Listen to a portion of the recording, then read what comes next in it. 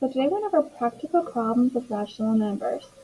The following measurements represent the amount of rain that fell for 3 consecutive days. Day 1 was 5/8, day 2 was 1/2, and day 3 was 1/3. That is kind of hard to see, but on your paper you'll be able to see it much better. When rounded to the nearest tenth, what is the best estimate of the total amount of rain received for the 3 days? Okay, looking for keywords here, rounded to the nearest tenth tells me it's going to be a decimal. And best estimate means it won't be exact, it'll be close. Okay, and total amount means adding. So we're going to change all these to decimal. They're all common ones you should know. So 5/8 is 0.625 plus 1/2, 0.5, plus 1/3 is 0.3 repeating. Okay, we can actually put all that in our calculator without changing to decimals. When you do practical problems, you can use your decimal calculator. Okay, so I'm going to go ahead and I'm going to clear all this out of my calculator. And I'm going to put in the 5/8, come over, plus the 1/2, come over, plus the 1/3. Okay, and I get 1.4583333. So I'm rounding to the nearest tenth. Well, the 4 is in the 10th position. That 5 behind it makes it go up to a 5. So it's about 1.5 inches of rain. Robert and his best friend were doing an art project together. Robert had completed 3/7 and his friend had finished 1/7. How much of the art project have they completed altogether? Okay, I have 3/7 plus 1/7. I'm adding fractions. I have a common denominator, so I can just add the numerators. 3 plus 1 is 4. I'll leave my denominator of 7. That can't simplify anymore, so that is the project they have completed together. Sherry normally runs 3 1/3 miles a day in preparation for a marathon. If Sherry runs 3 times more than usual, how many miles would Sherry run? Keywords, 3 times more than usual. So she's multiplying 3 1/3 by 3. Now, a word of caution, you cannot put that mixed number 3 1/3 in your calculator the way that it's written.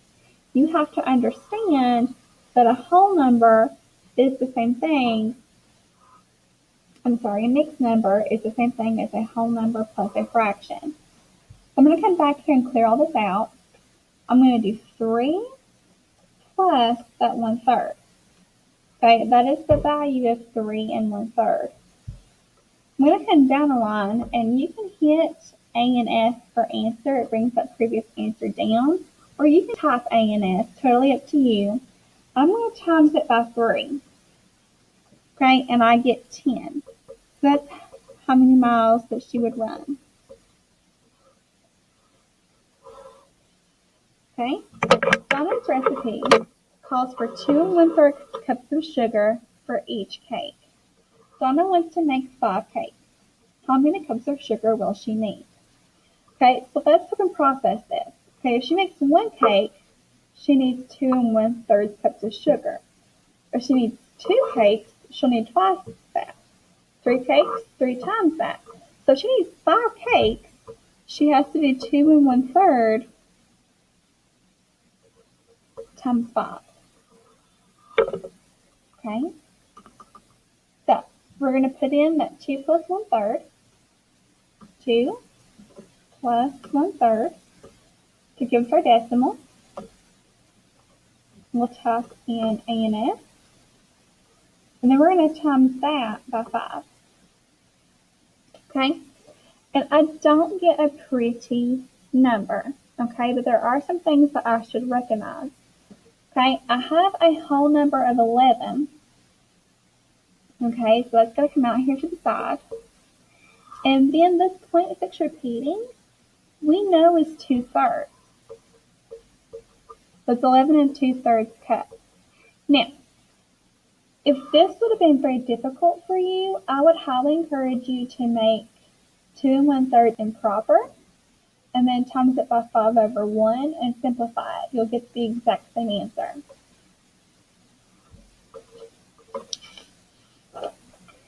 Okay, let's look at this one. Alicia had negative $11 in her checking account. She did a few chores and made $44.50. She decided to pay for her and a friend to go to the movies, and each ticket cost $6.25. How much money does she have left in her checking account? Okay, she had negative 11, and then she made $44.50. So that's going to be adding back $44.50. Okay, she's paying for her and a friend to go to the movies. So she's paid for the ticket for her as well as for her friend.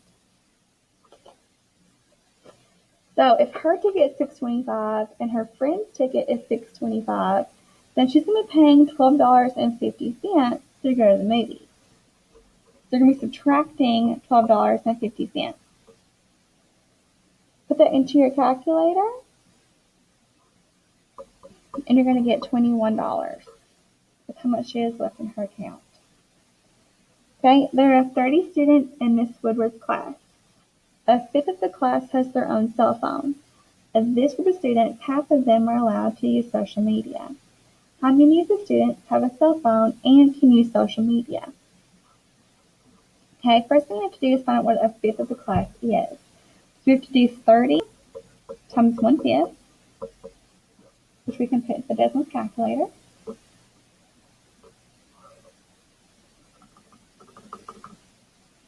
Thirty times 1/5. That gives us 6. We know that 6 kids have a cell phone. Of this group of students, half of them are allowed to use social media. So of that 6, half of them can use social media. Now this one's pretty easy. You know half of 6 is 3. But if you didn't, you do 6 times 1/2 and you will get 3. So 3 kids have cell phones and can use social media. Joe bought a box of laundry detergent that contains 195 scoops. Each load of laundry uses 2.5 scoops. How many loads of laundry can he do with this one box? The box of detergent was $19.99. How much is he paying for each load that he washes? So this one has 2 parts. It wants to know how many loads of laundry he can do and how much it costs per load of laundry. So if it has 195 scoops and each load takes 2.5 scoops, I can divide that 195 by 2.5. But remember, you cannot use a mixed number way that it's written. You're going to have to figure out what 2.5 is as a decimal. You have to do 2 plus 1/2 in our decimal calculator, which is 2.5. So you're going to have 195 divided by 2.5.